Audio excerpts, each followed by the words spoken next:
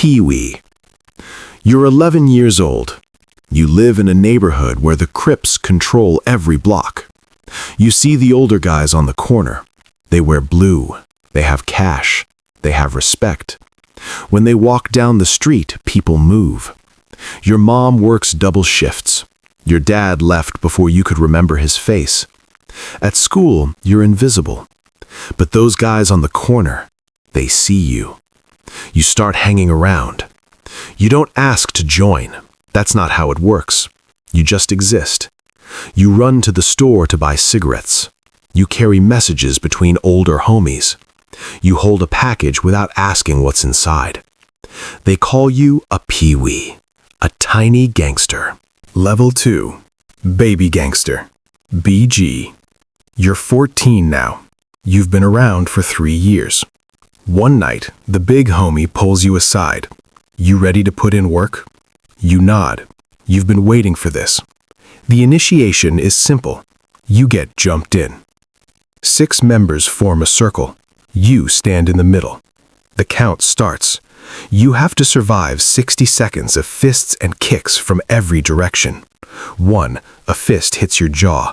5, a kick to your ribs. You fall. They keep swinging. 15, you taste blood. 30, your vision blurs. 45, you can't feel your face. 60, it stops. A homie helps you up. He hugs you. Blood drips down your chin. You're a baby gangster now, a BG. You're part of the set. They give you a street name, Lil Snap, Tiny Lock, Baby something. That name becomes your identity. Your real name doesn't matter anymore. You still make no money, but now you have a family. You have protection. You have a purpose. Level 3, Soldier. You're 16. You've been jumped in for 2 years. Now you get your first real job. You're a soldier, a shooter. When the set needs muscle, you show up. A rival gang starts selling on your block. You and 3 homies roll up at midnight. You handle it. The corner is yours again. A store owner refuses to pay protection. You walk in with a bat. You don't say much. You don't need to. He pays next week. You start moving product. Weed first, then harder stuff. You stand on the corner for hours, hand-to-hand sales. You make about $300 a week. That's more money than your mom makes in a month. You buy new Jordans. You buy a chain. You buy a gun. A cheap .380 that jams sometimes. You feel powerful, but the risk is real. If the police catch you with product, you're going to juvenile hall. If a rival catches you slipping, you're going in the ground. You don't sleep well anymore. The gun stays under your pillow. Every car that passes your window gets watched. This is the life now. There's no going back. Level 4, Little Homie. You're 18. You survived 2 years as a soldier. You've been shot at 3 times. You've been arrested twice. Both times, you kept your mouth shut. The big homies notice. You get promoted. You're a little homie now. You're not just a shooter anymore. You've got soldiers working under you.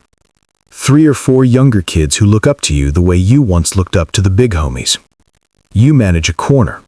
You decide who sells and when. You collect the money at the end of the night. You take your cut, about $800 a week, and kick the rest up to the OG. You're a manager now. You don't have to stand in the rain slinging dime bags anymore. You've got Pee-wees for that. But now the responsibility is yours. If the police raid your corner, the OG looks at you. If a soldier gets robbed, it's your problem. If a rival set moves in, you handle it. Or you get replaced. You carry a better gun now. A Glock 19. It doesn't jam. You've earned respect. But respect paints a target on your back. Police know your face. Rival sets know your name. You're 18 years old, but you feel 35. Level 5. Big homie. You're 22. You've been in the set for 11 years. You did 18 months in prison for distribution. You never gave up a single name. When you got out, the set threw you a party. You proved yourself. Now you're a big homie, a leader. You control 5 or 6 blocks, multiple corners running. Soldiers, little homies, BGs, all reporting to you. The money flows upward. You collect from the little homies, take your cut, kick the rest up to the OG. You're making around $3,000 a week now. You have a car, an apartment, a girl, a closet full of blue. Your job now is management and discipline. If a soldier's skimming money, you deal with it. Sometimes it's a conversation. Sometimes it's a beating. Sometimes that soldier disappears. You also handle politics, negotiations with rival sets, disputes between soldiers. You settle problems before they become wars. But the police are watching. Gang unit knows your car. They pull you over every month just to remind you. You can't leave this life anymore. You know too much. You've done too much. The only way out is prison or death. And if you want more intense stories like this, make sure you subscribe so you don't miss the next one. See you in the next video.